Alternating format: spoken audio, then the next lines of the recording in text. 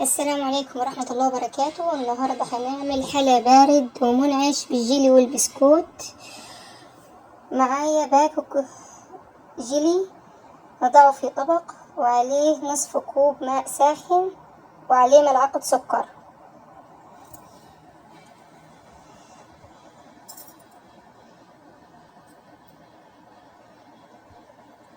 وأقلبهم جيدا.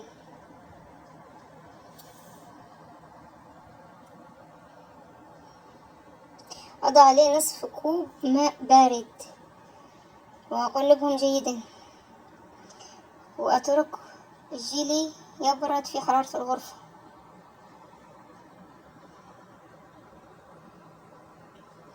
أحضر بولة وأضع فيها كيس كريم شانتيه وأضع فيه نصف كمية الجيلي بعد ما برد،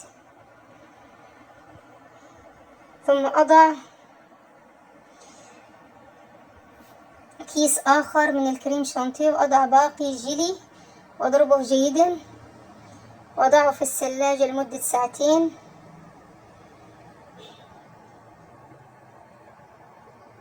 أحضر صينية بايركس مقاس وسط، مقاس 26، وأحضر 4 باكو بسكوت سادة وأغمسه في كوب لبن بارد وأرصه طبقة في الصينية البايركس، ثم أضع طبقة أخرى من البسكوت، ثم أضع الكريمة بعد ما تجمدت وأسويها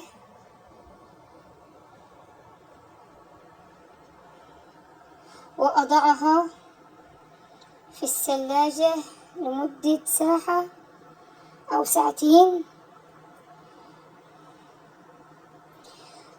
أحضر بولة وأضع فيها كيس جيلي وأضع عليه نصف كوب ماء ساخن وملعقة كبيرة سكر، وأحركهم جيدا حتى يذوب الجيلي تماما في نصف كوب الماء، ثم أضع كوب ماء مثلج على الجيلي وأقلبهم جيدا، ثم أخرج الصينية من الثلاجة وأضع الجيلي عليها، بس لازم أنزل الجيلي على الإسباتولا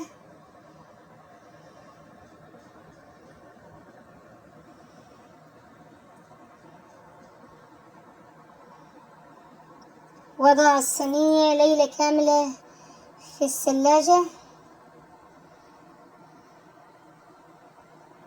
هنا الصينية بعد يوم كامل في الثلاجة كانت عايزة باكو تاني جيلي على الوجه، ثم أقطعها وأقدمها. والسلام عليكم ورحمة الله وبركاته.